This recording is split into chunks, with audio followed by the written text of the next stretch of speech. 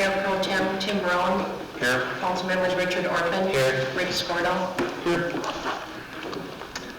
I hear a motion to adopt the agenda. I'll make a motion to adopt the agenda. Is there a second? I would second. And I'm guessing there's no further discussion. So all in favor say aye. Aye. Pass 3-0. Do I have a motion to approve the consent agenda? I make a motion that we adopt the consent agenda for this evening. Okay. Second? Second. Any discussion on that? Not hearing any. All in favor say aye. Aye.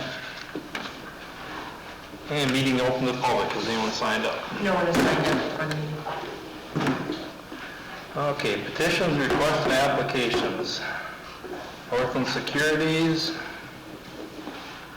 You're up. Good evening, Mayor, members of the council. I placed the table in front of you this evening. Got some extras here, if others did not receive. Here, when I was with you last, we had talked about the need to issue one additional bond to cover the balance of the wastewater treatment facility. And so that's what this particular bond issue does. It's a grant anticipation bond. It's anticipated that in the spring, the financing package should finally come together from the State of Minnesota Public Facilities Authority. So this covers project construction costs that remain. As part of this, I worked with your administrator and finance director to credit enhance the bonds. We worked with Standard & Poor's on the assignment to the city's underlying bond rating. Just a couple bullet points out of the rating report. They cite strong management for the city with good financial policies and practices, and very strong budgetary flexibility, meaning that you carry strong reserves. So those are two of the very strong bullet points that they put in the report. What that did is Standard & Poor's assigned the city's underlying bond rating of AA, and then the credit enhancement program rating of AA+. So one notch better than the city's rating. So for this particular issue, you're issuing these as AA+. As we talked about the last time I was here, this is a very short-term borrowing. We certainly hope that we can pay these bonds off in the spring, but we issued them, or structured them rather, with a two-year term. So they'll be dated November 1st of 16, with a final maturity of November 1st of 18. They do, however, have a 6-month call date, so it gives the city flexibility to exit this financing in the event that the state money comes together in the spring. The city, without penalty, can prepay these bonds. So that's kind of a key feature here is lock in the remaining dollars that you need to complete the project. Do it with a little bit of a longer term likely than we need, but then retain that flexibility to pay it off early without penalties. So Mayor Pro Tem and members of the council, there's a resolution in your packets this evening. Approval of that resolution would lock in the rates and terms for this financing. Certainly can address any questions that you might have. I have any questions? None from me. Okay. No questions, thank you. Thank you. Okay, do I hear a motion for resolution 2016-51? I'll make a motion we adopt resolution 2016-51. Okay, second? Mr. Mayor, I'll second that. Any further discussion? Here, seeing any? All in favor say aye. Aye. 3-0. And we're going to ordinances and resolutions. Resolution 2016-52, tax increment financing decertification. Good evening, Council. Tonight on the agenda is the decertification of tax increment financing district number 1 in the city right now. It is paid off. It was a housing pay-as-you-go district for Turtle Ridge townhomes. And we did make the final payments to pay off the bond back in July of this year. And so now we need to decertify it so that this can go back on the tax rolls and would be then start being distributed to the different tax authorities again. Any questions I can certainly answer? Do we have any questions on that? Nope. Thank you. Do I hear any motions? Mr. Mayor, I make a motion we adopt resolution 2016-52. Okay, a second? Second. Okay, any discussion? Not hearing, all in favor, say aye. Aye. Aye. Pass 3-0. Next one, resolution 2016-53, declaring police recovered property and miscellaneous public works surplus. And council members, I can just give a Okay. short update on that. Currently, when the police department issues a criminal citation to anyone in the community, they're required to make a mandatory appearance at the Anoka County Courthouse. Oh, I'm sorry. That's the wrong, you're doing the surplus property. Oh, I'm sorry. We're one ahead. Yeah, but it was a good preview. I like that. I know Tim's trying to get us out of here in 10 minutes, but he doesn't need help. Yeah, we got that. Oh, the question, I apologize, council. That's okay. Do I hear a motion for that resolution? So moved. Second? I will second. Okay. Any further discussion? And proceeds for this, I believe, go back into the police department reserve for the forfeiture fund. Yeah, okay. All in favor, say aye. Aye. Aye. Pass 3-0. Okay. Now you're up. Okay, thank you. 2016-54. Just jumping the gun a little bit there, a little bit excited to tell you about this. So, when anyone is cited criminally in the city by the police department, they are required to make a mandatory appearance in Anoka County. And that goes for all misdemeanor and petty misdemeanor citations. It's often time consuming. People have to take time off of work or they have to take time off of school to go down and resolve the issue.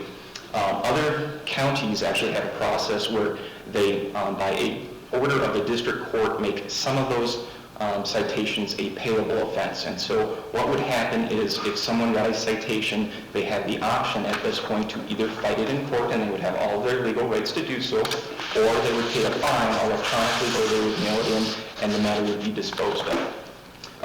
What we're asking the council tonight for is just a resolution directing the city attorney's office to file that order with the district court, and then they will make the final determination, both in terms of we are recommending a fee schedule on that, but they will have the final determination on what that will be. I stand for any questions that the council would have. Any questions? I need that one. No, I can't find the dollar amount, but it's the fixed fee, and I think it was $88. Yes, so there's triple some of the total. So there's fines? Councilmember, there's two components to the actual fine. First is the base fine amount, and that's what the city would be tacking on. And then all fines in the county have an $88 surcharge. That's Okay, that was going to answer my question. That's not unique to us. That's what Anoka County does for every, That's across the board. all right? Is that fine currently in place, or is it just with the new implementation of this program that it would go into place? This would be with the new implementation. So that $88 does not exist right now? Correct. Okay. And it's usually been a negotiation with the prosecutor if the prosecutor would like to settle it with some type of a fine amount. So currently it's been a little bit looser on that. It's been kind of a negotiation with the prosecutor. This will be more fixed. Okay. Any more questions? Not hearing any, do I hear a motion?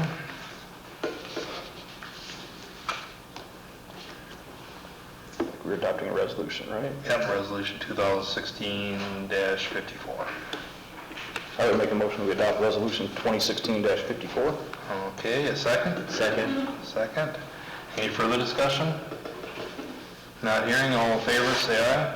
Aye. 3-0. Okay, ordinance 225, second series, authorizing conveyance of city surplus property to state of Minnesota, PID 32, 34, 24, 22, 002. It'd be nice if you want to talk about that now. Okay. Council members, and actually, we will not take formal action on the ordinance tonight because we do not have 4 members of the council here. But what this is there was a remnant property located in the community that the adjoining neighbor wanted to buy from the city, and it was a remnant surplus. Our office did a title search and put together a deed on that. At that time, it did not show any deed restrictions. However, subsequent to the council's approval, we were notified by the state of Minnesota that they actually have a deed on it, and there is a deed restriction that that piece of property has to be put towards roadway purposes. And as the council is not going to be doing that, the state is requiring us to reconvey the property back to the state, at which point in time the property owner to the north can go to the state and see if they want to buy it at auction. So the actual action on this will happen at the next meeting, and what I would recommend is just a resolution to continue this item to the November 7th meeting, and then you can take it up if there's 4 council members here. I'll make a resolution, whatever you said. Motion to continue to November 7th. Second? Okay, any further discussion? All in favor, say aye. Aye. Okay. Reports of consultants and staff members. Looks like we got Community Economic Development. Or bottle shop.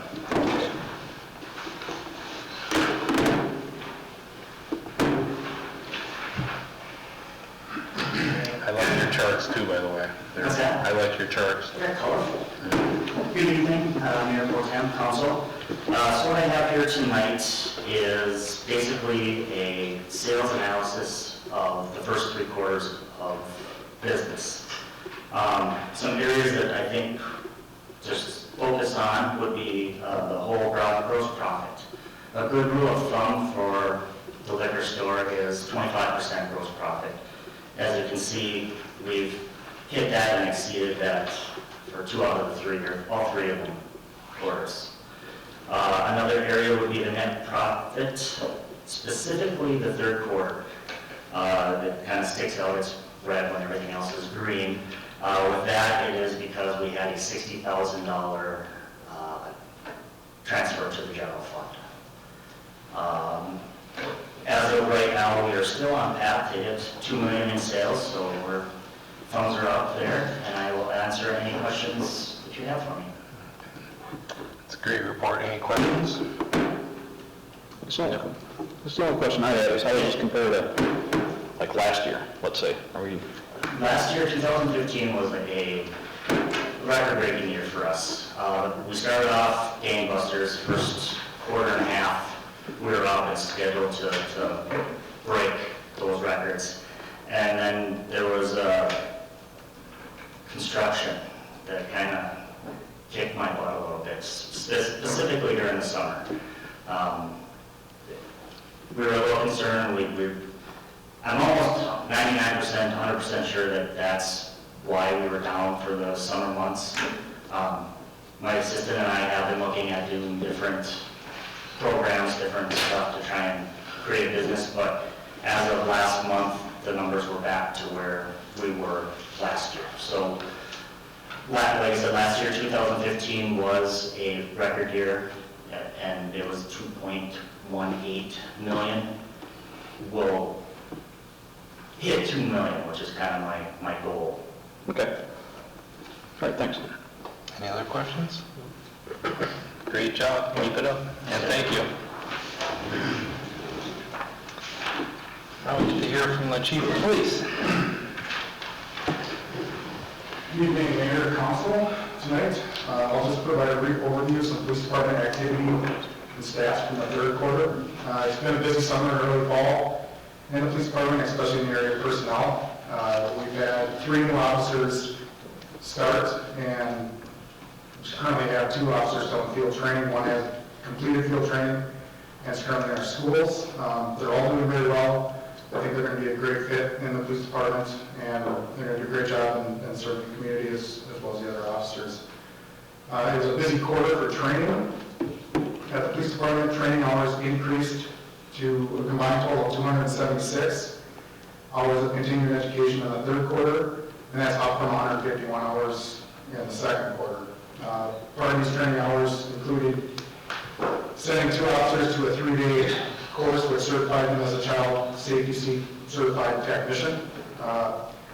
Basically what that means is we now have 2 officers that are certified and providing assistance to the public in installing child safety seats. We've got a lot of questions from the public on how to install them. We thought it'd be a good idea to send a couple officers to this training, and it's been a success, and I think it's going to continue to be a success. Every 2 years, these officers will have to recertify to maintain the certification. So I think it's going to be a huge benefit to the community. The third quarter calls for service decreased a little bit to 801 calls compared to 932 in the second quarter. A few examples of types of calls that decreased are vandalism, medicals, and alarms. Some examples of types of calls that increased are domestic situation calls, assaults, thefts, and mental health type incidents. In response to the increase of mental health type calls, many of our officers are actually certified and trained in specialized techniques that have been proven to increase communication and improve de-escalation of these types of incidents. So we're addressing the types of calls that were responded by sending our officers to training. In the third quarter, I also listed the number of civil disputes officers responded to, which was 32. These disputes can include landlord-tenant disputes, child custody disputes, as well as some other civil disputes that basically officers are called there to mediate the situation.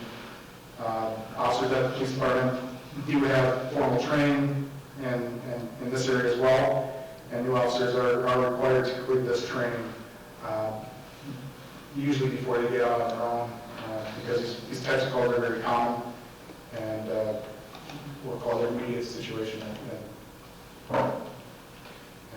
try to make both parties happy the best we can. So. Also listed in the third quarter report are investigations. In the third quarter, there were 62 cases assigned to the department investigator. Some examples are financial exploitation of vulnerable adults, check fraud and forgery, burglary, and motor vehicle theft, among many others. The investigator has submitted many cases to the city attorney's office as well as the Anoka County Attorney's Office for charges ranging from misdemeanor level to felony level crimes. At the end of your reports, I also listed the second quarter, since second quarter stats for some comparison to the third quarter. So, all that being said, if anyone has any questions, I'd be happy to answer. Any questions? Sure, I'll ask one. Okay. And my other question is, just remind me where we stand. Are we technically one body down right now in the sergeant position, but otherwise we're Right now, staffed back up, or where are we? right now we're technically 3 officers down. We have 1 on leave and we have 2 currently in field training. Oh, okay, so if you count those 2 that aren't quite ready to Once those go. get out on their own, hopefully by the end of the year, we'll be 1 body short. Okay, that's what I thought. All right, thanks. That's my whole question.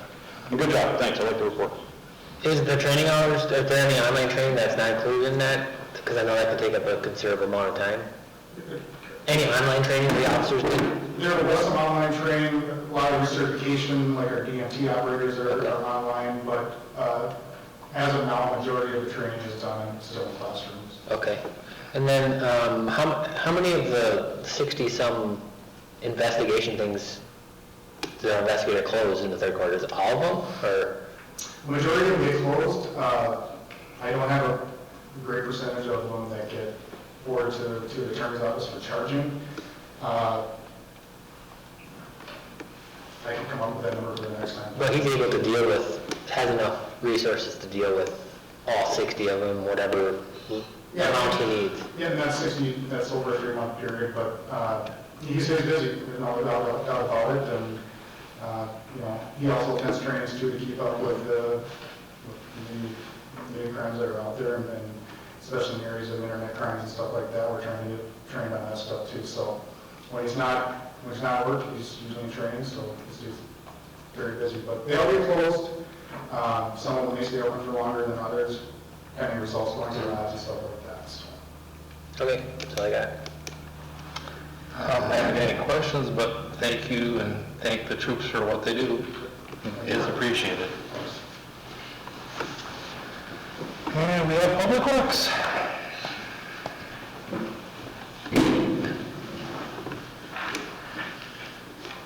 Mayor Pro Tem, Council. In your packet tonight is our water and sewer, streets and parks monthly report. Just a couple things that I want to point out. In our water and sewer report, processing locates, we had 116 for the last month. And that just goes to say that, you know, people are still very active in the community, residents and businesses are still busy building, doing things around town, making things happen. So that's good to see that we're staying strong there. Something else that I want to mention in the wastewater, from the wastewater side of things, is hopefully here in the next, probably the next report or the following report, I'll add a line for time spent at our new facility. As far as our hours that we're going to be working there, we'll be bringing some of the different components online and actually running water through one of the clarifiers. So we'll be having to monitor that a little bit more closely. So we'll add a line for time spent out there. In the parks and streets report, park vandalism, we did have last month 6 hours spent cleaning up graffiti and different things that happen in the park where equipment gets wrecked. So that does consume some time. Mowing again is incredible, the amount of mowing that we've had to do this year with all the rain that we continue to have. So it's a big time user. Our parks, the events, again, they're very busy for that. Last month we had 15 events there in the different parks, and we did have 21 sign replacements over the course of the month. So with that, I'll answer any questions. Question? Go ahead. At what point do we, you said, I know when the wastewater treatment plant was going in that we said it might take a full-time employee.